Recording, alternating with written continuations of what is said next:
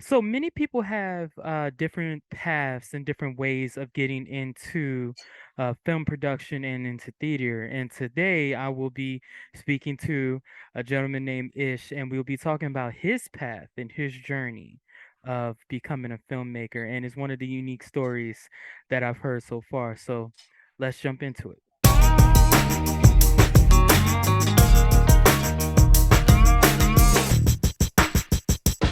What is up, guys? Antoine here once again from Mad Talk. Mad Talk is all about how entrepreneurs and creatives are making a difference in their everyday world. And today, before we get into this interview, I just want you guys to go ahead and hit that subscribe button and hit the notification bell so you will always know when we have new videos coming out. And today, I have the pleasure of speaking with Ish Brown. Ish, how you doing today? I'm doing well. I'm doing very, very well. How are you? I'm good. I'm always happy to speak to like a new black young producer, someone who's out there killing the game. And so far during this series, because right now we're in the midst of our Black Creators and Entrepreneurs series throughout the month of February. So guys, definitely continue watching because we have some great individuals on this thing. And speaking to so many filmmakers and speaking to so many people that had their start in theater, I think that you have one of the most unique stories that I've seen so far. And honestly, let's just jump into it, man. Like, can you like tell the audience who you are and what's your background? My name is Ish Brown. I am born and raised in New York, New York, Harlem, stand up. Um, for my background story, I started out as an actor. When I was 8, I did my first off-Broadway play called The Big Orange Splat. From there, I did another off-Broadway play, which is Once on This Island, which is now on Broadway. So crazy. Um, from there, I kind of was like a little challenged because I was like 8 years old, so that I was still trying to figure out, okay, what is it that really interests me and stuff. But when I had auditioned for The Lion King, I didn't get it, so that like discouraged me a little bit. I was like, oh, I don't think I want to do this no more. I went to my mother like, I think I want to dance, and so from there, from 11 to well, not even 11, from 10 to 15, I started taking classes at Alvin Ailey Dance Theater downtown on 55th Street. From there, maneuvering from taking classes there and going to the dance camp. As I started to get older, I went to a high school, Repertory Company High School for Theater Arts in New York by 42nd Street. I went there and that kind of like opened me back up to the world of acting. 2019, fast forward to 2019, I was like, okay, I definitely want to jump back into acting. I was like, say, I was in my late 20s. I did an extra for Law and Order. I believe it was season 20. Yes, season 20, episode 22. I played the extra in one of the Apollo theater scenes. From there, because I had a shiny jacket on, one of the casting directors was like, "Hey, you should be interested. Would you be interested in doing an extra for this show, this other show?" I'm like, "Okay." Come to find out that the show was for Pose, for season 2 of Pose. So I did extra work on there for season 2 and season 3, which also got me referenced to doing background work for 50 Cent for Life on ABC. I played an inmate the whole season. From there, I got on Power Raising Kanan season 1 and half of season 2 as Crown's Entourage. So y'all probably seen me in a couple of episodes. The last project that I did as far as background was West Side Story, the movie. I played one of the criminals in the lineup scene that they had.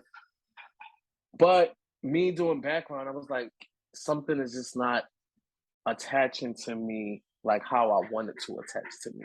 And what it was is the fact that I know that I'm super talented and I wanted to be a lead actor. Instead of being background, I wanted to actually act and have lines. So doing auditions trying to get that, I think that, you need certain other tools behind you as far as representation, have the right people that's talking for you to get you into those type of auditions. I got tired of it, and I was just like, you know what? I'm gonna start my own thing.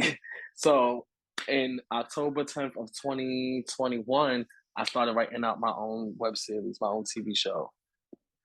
It turned from 8 pages to now having 6 episodes written out all by myself.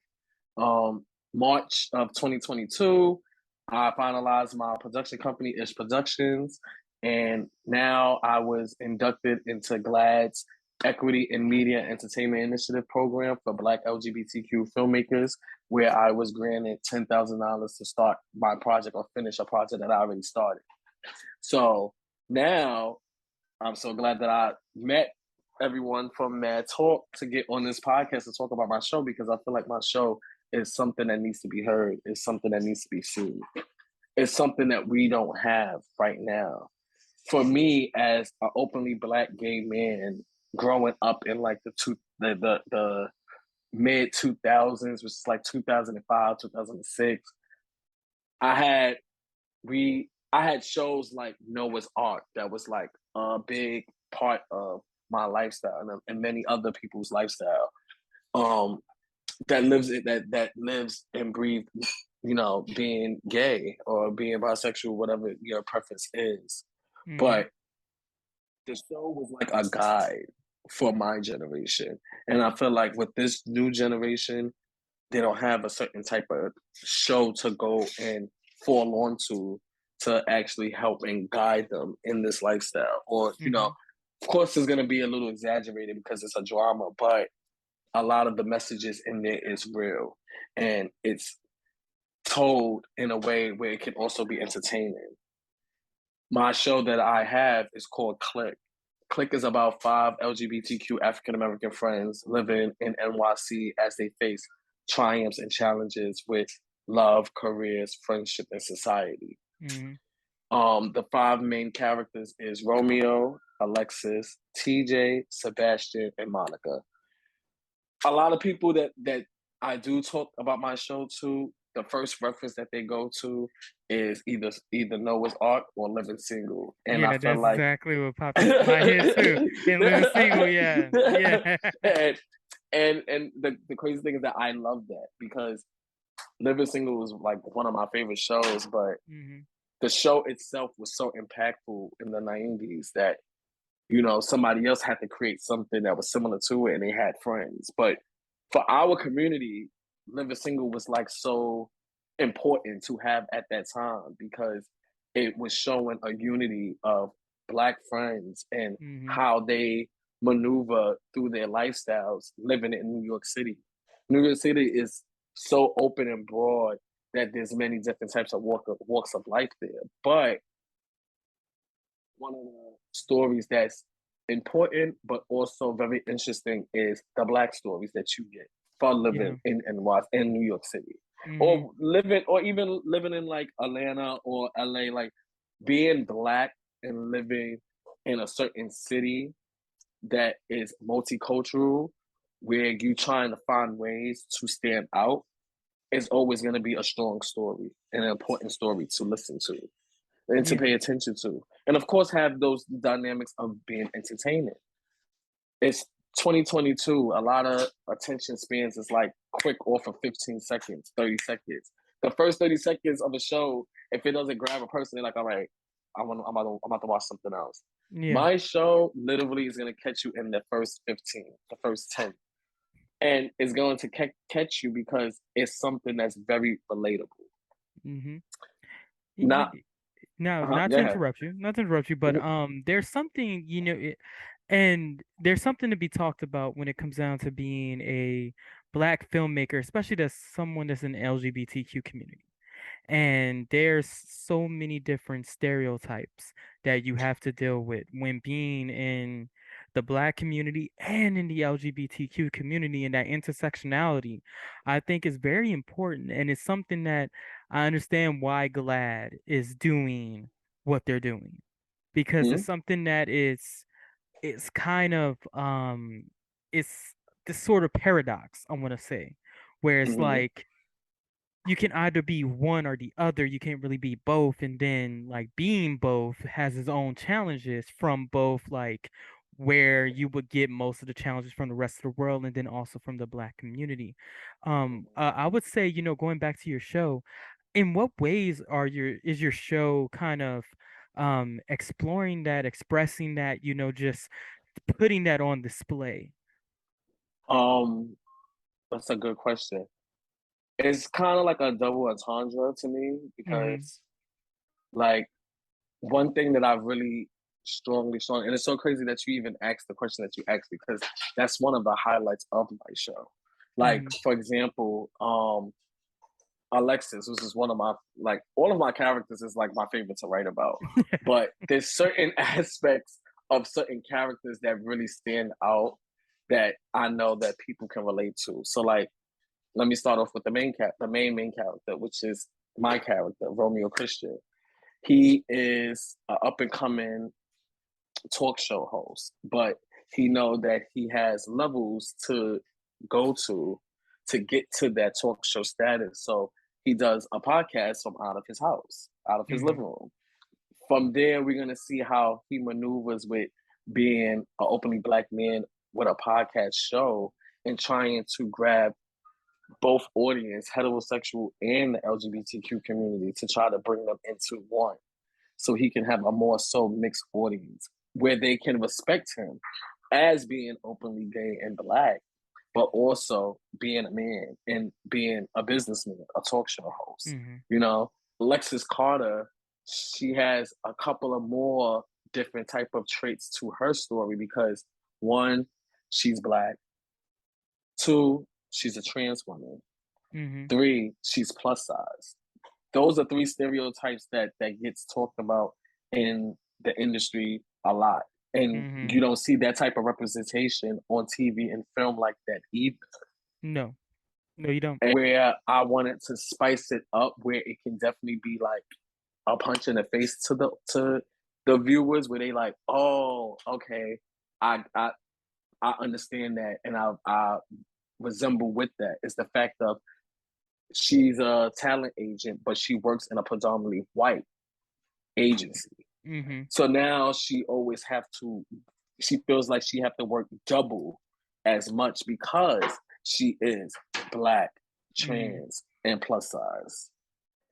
Um, my other character, TJ, he's the guy that, for me, like when I when I used to go to the gay clubs and stuff, and you see the straight guys that's outside of the gay clubs that's like selling drugs and stuff like that, and Mm-hmm. they're hanging around the community. Some of us always think like, what makes you want to come over here and do Mm-hmm. this? What Yeah. makes you so comfortable to do this? Unless there's something that, oh, you might be high. Yeah, you know how You get what I'm yeah, saying? yeah, Yeah. where you might be thinking, oh, he might be hiding something, or he might, you What don't is know. Yeah. right? Is given the greater of what is your life once you leave from over here? Mm-hmm. And that's another story that don't get told in the industry. Yeah. And that's why I wanted to use that story to get that story out because one, they're human just like us, but their lifestyle is very interesting because they have to play a double life Yeah. and deal in a double life. Yes. And with TJ, he's in that hustling lifestyle, but he does have dreams of being a singer. But Mm-hmm. with him wanting to be a singer and entering the entertainment world, he's very cautious about him being Black and masculine, but also being gay. Mm-hmm. And we're gonna see the challenges and triumphs that he go through with accepting, even though he accepts himself and his friends, of course, know about him, but it's about him accepting himself with other people outside of his realm and Mm-hmm. really owning it, where he don't care what they think. I don't want to get too. I'm trying to like not to give too much to the Yeah, too much audience so into they the can watch yeah. it, right? Yeah. But So, and that being said, another question popped into my head, and it's similar to the last question, but one of the things that I've noticed, and this happens with a lot of Black shows and also a lot of LGBTQ shows, is the over sexualization of the characters and the overutilization of like more sex-based, I guess, themes.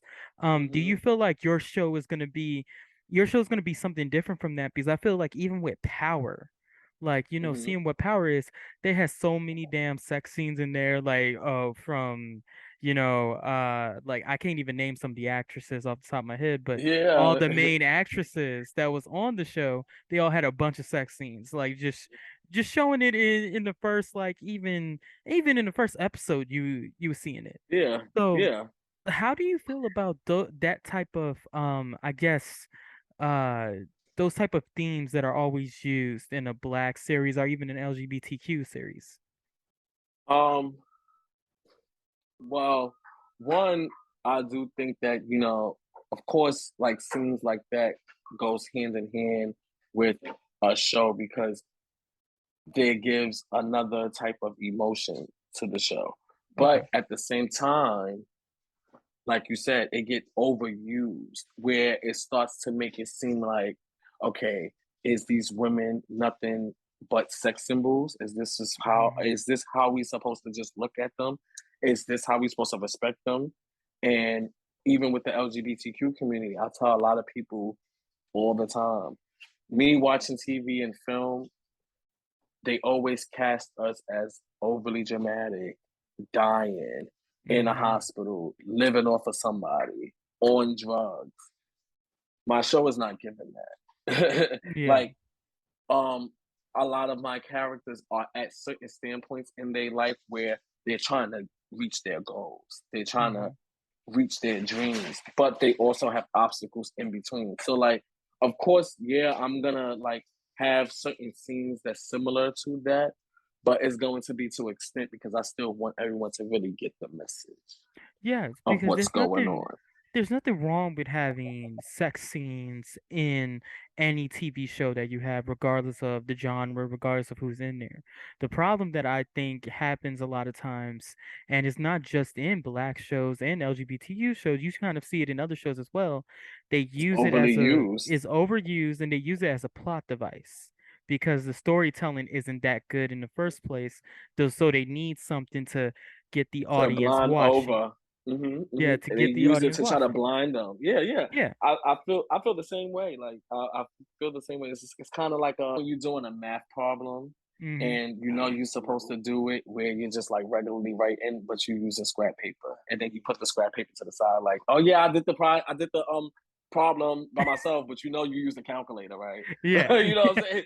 You use that scrap paper. You was Hmm. counting in your hands. It didn't just come off the top of the head. So I say like it's similar to that because of the fact of how overly used it is, and when it is used, Hmm. it starts to change the dynamic of the story. Because Yeah. then now when a scene is about to come on, you're about to be like, oh, they're about to have sex again. Oh, this person about to have sex. And you can tell because you know the character that is going to do that because that's Yeah, how they made their character. Like you instantly going to think, okay, those two are gonna have sex at some point, or these yeah, two gonna have and sex. Yeah. it's like get they have to get more creative with the writing. Hmm. You know what I'm saying? Like, for example, the way how I write, um, I didn't I didn't start including the more intimate scenes until like episode 5 because Hmm. I wanted the people to really get into the storyline and get into the Hmm. story before we start to get into the intimacy because the first thing they're gonna think about is this next episode, the next couple of scenes is gonna be another sex scene. Okay, now here comes another sex scene. That's Hmm. why I didn't really want to even use the whole like theme of like sex workers and stuff like that. I didn't want to introduce that in my show yet because I really want people to get into the storyline, get into the Hmm. conflict, get into what creates this conflict, get into the impact after this conflict. Because what makes a great story is the conflict, is Yeah. the situation of what's going on, is the situation, okay, what is their careers? What's the challenges in their careers? What can they do to better themselves to get out of this career? Or Hmm. what they can do to change the path in their career. You know what I'm saying? So for me, as a storyteller, I like to I like to give you some of what's going on, but also leave you hanging on wanting more. Yes.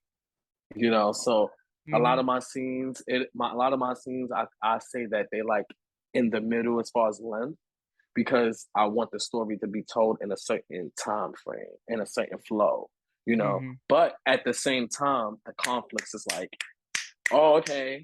Oh, this is going on over here. Okay, got it. This is going over here. But even though this, and this is going on, this is connected to this. This is connected Yes. to that.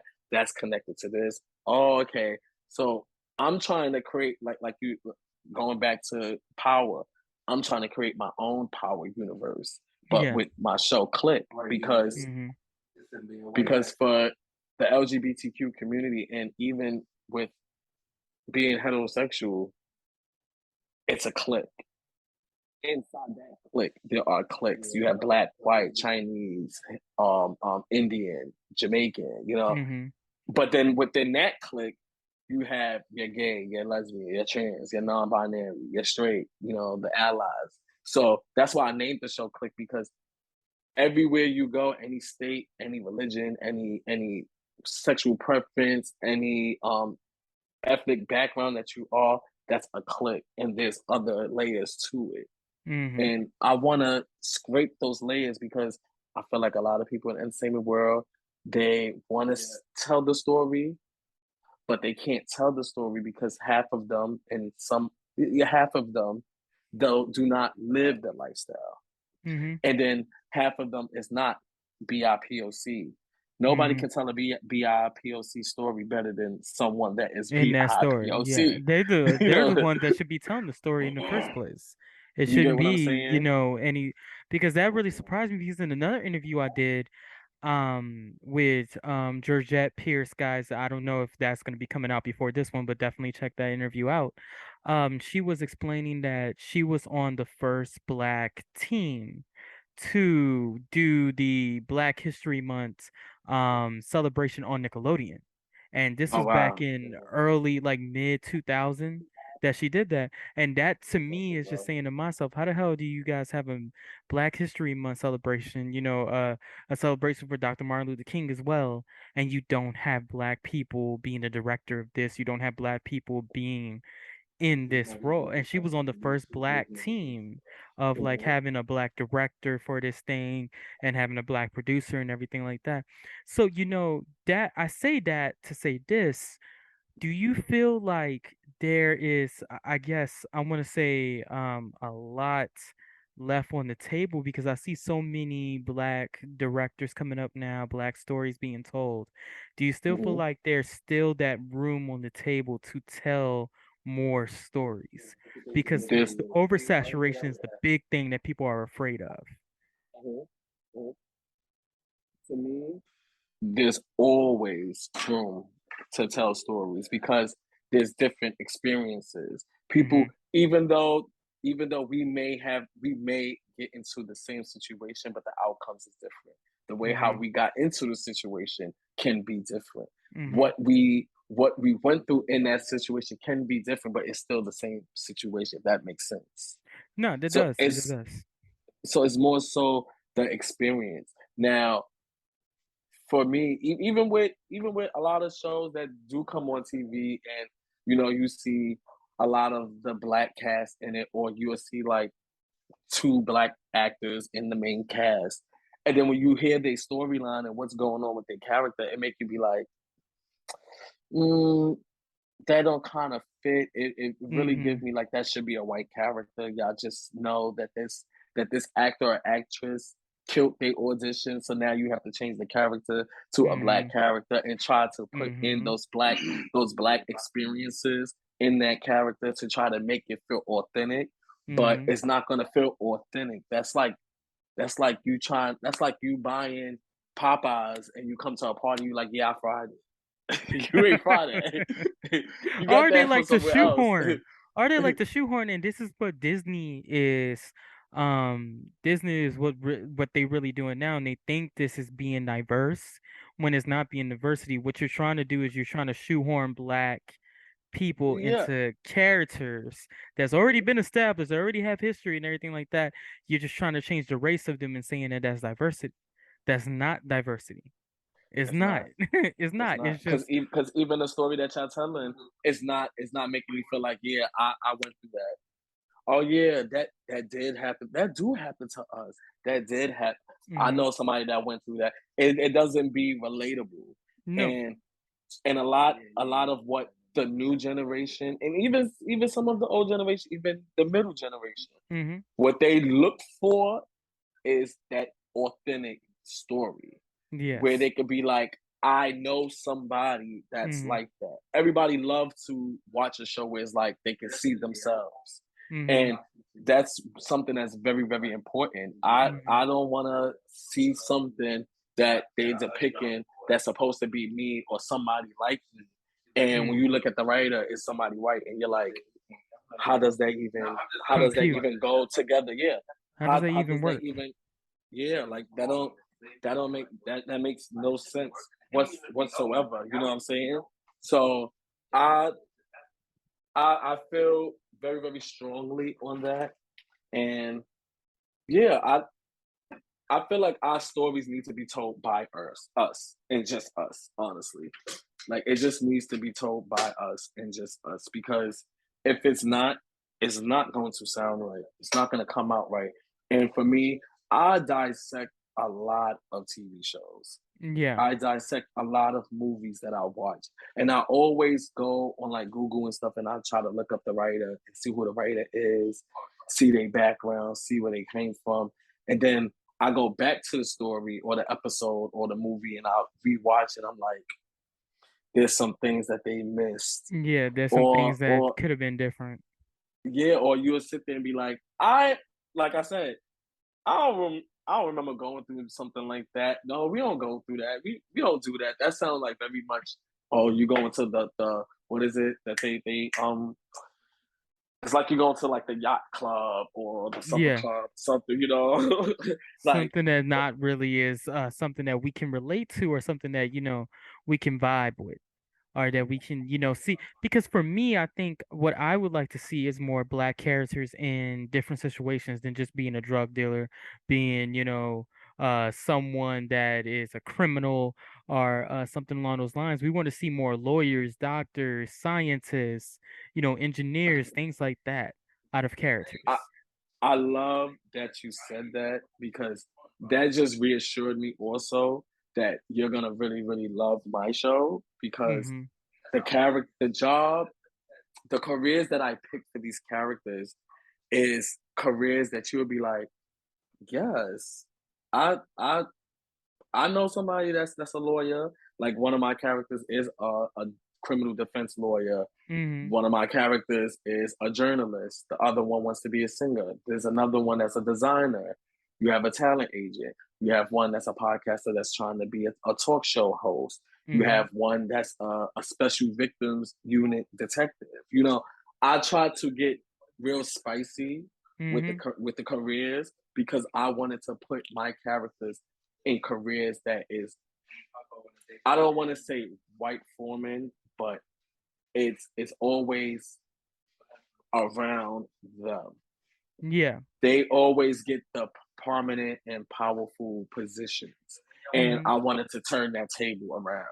Like Yeah. how like how the first days of life was, black people was always on the top pillar and the top part of the pyramid Mm-hmm. until, the culture class switched the pyramids and, whites became dominant and powerful and superior. But in all reality, it's really the black people that built up everything for them to just take it away. You Mm-hmm. know, so why not take that back? You know what I'm saying? Exactly. Exactly. And it's one of those things where you don't like you're trying to see more of that, but then you don't see it a lot because of the fact that there's so many different situations that are happening, so many different things that you got to take into account. Yeah, And a lot of it is that you don't have black writers in these rooms, you don't have black directors, black producers in these rooms to contribute to how these stories are being told. But that being said, I did want to switch gears and I did want to ask you one more question before we get into our 2 minute pitch segment. And that's where we're going to get into that a little bit, but that's one of my favorite segments on the show. Um, but one thing that I really wanted to ask you that I really wanted to get into, that a yes. lot of people who are Axe going to be away. watching this, they want to notice, and it's because you're one of the first Black LGBTQ members who in theater, who's a filmmaker that we have had on the show. And I want to know, Yeah, thank you. And I that's want to amazing. know, um like as a black member of the LGBTQ community, and being a theater kid, and being, someone in filmmaking, like how would you talk to the, I guess, 10-year-old version of you, or like teenage version of you compared to now? How would you talk to, like, what advice would you give that version of you? Oh, wow, that's a very, very, very good question. Um, I'm trying not to get like emotional about it. No, I But understand. if I was talking to my 10-year-old self, I would tell myself, don't doubt yourself. Um, you love writing essays for a reason, and essays are pure storytelling of whatever topic it is that you're given. And make sure that you take that serious and don't slack on it. Because when you get to 30 years old, your life is going to change. And when it changes, I just want you to be prepared for it, because you used to be so scared to take these steps to do what you want to do, but never really took it until you got older. Cut all the fear. There's no one that's going to judge you. Of course, there's going to be people that have opinions, but no one's going to judge you. Always keep that in mind, that no one can judge you. They can give you opinion, but nobody can't judge you, because only you can judge you and only God can judge you. But don't be afraid. Don't stop second guessing yourself. What you're doing is what you're supposed to do, and make sure that you make the right decisions as you're moving forward, because people will come in and try to dumb you down, but you're very, very smart, and you're going to be very successful. And next thing you know, when you hit 30, by the time you hit 35, you're going to be the next Tyler Perry. And keep that to your heart, because anything that you touch, you're an adapter. Anything that you touch, you can adapt to and learn. And stop being afraid. That's what I would Love tell it. my 10-year-old self. I love it. I love it. Yeah. And honestly, this is the type of advice, and this is the type of message that should be sent out to a lot of the youth in the Black and in the Black LGBTQ community. Knowing that you're not alone, knowing that, like, hey, you are special. There is something inside of you. There's nothing wrong with you. There's something inside of you that you have. I've said this in multiple interviews, and I'll say it again. Everyone has that gift that they can do better than anyone else.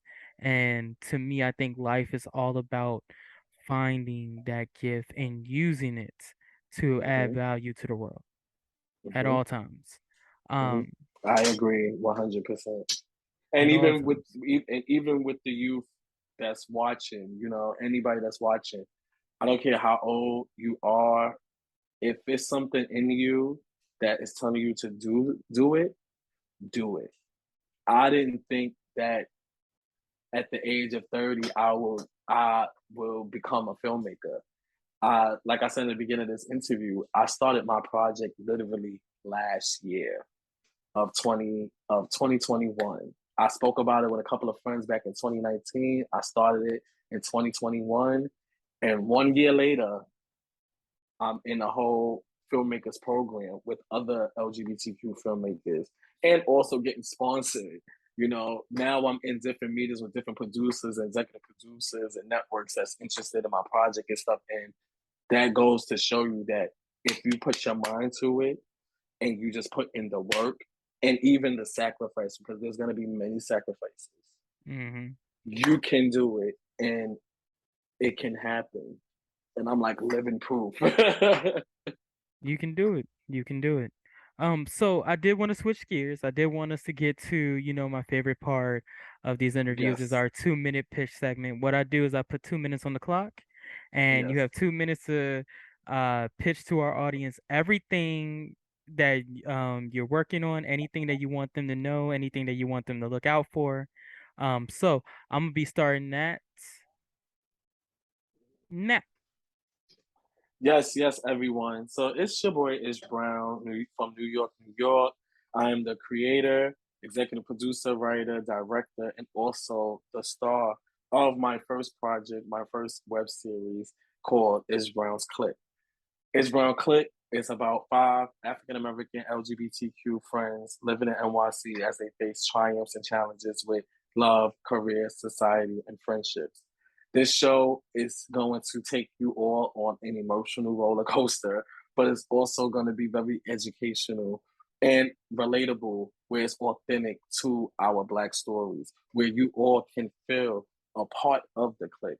By the time you finish the first season, you all will feel like you're a part of the clique.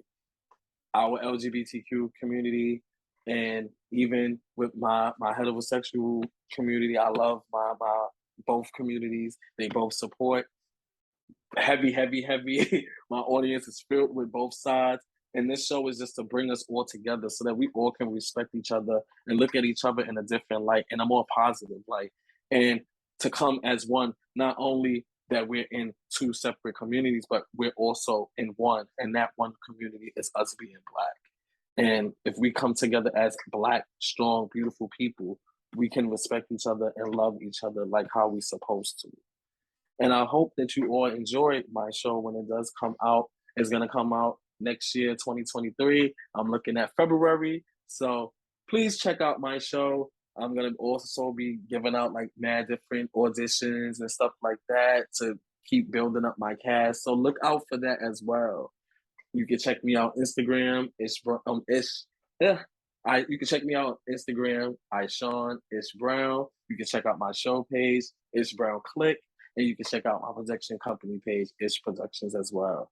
But I hope you all will enjoy it, and I can't wait for you all to see this crazy, crazy, crazy, dramatic, matic story.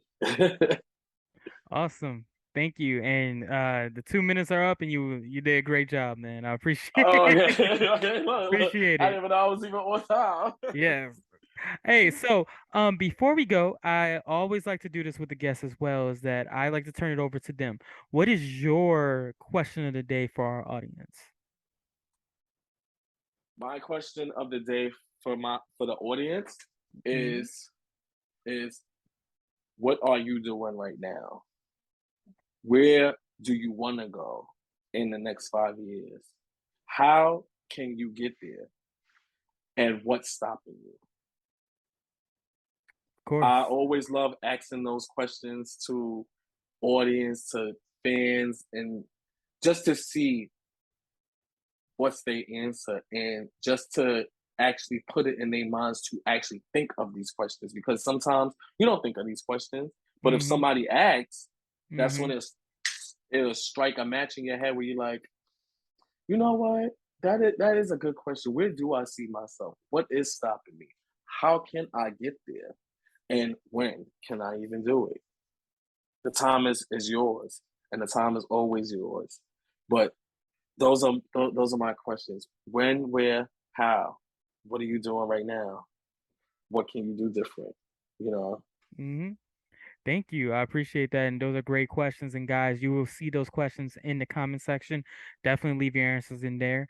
Other than that, I would like to thank Ish Brown for definitely gracing us with his presence and his knowledge and talking about Click. And Click is going to be coming out this February, so probably this month when this interview comes out.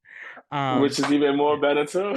See, so Click is gonna be coming out. We're gonna have information on where you can find Click in the description box. Also, all of Ish Brown's social media links in there as well. Um, Other than that, I would like to thank you all for watching. Don't forget to like, comment, subscribe, and share on all your social media, especially if you found value from this interview. And we will catch you in the next one. I'm Antoine, and I'll see you in the next interview. Have a good one.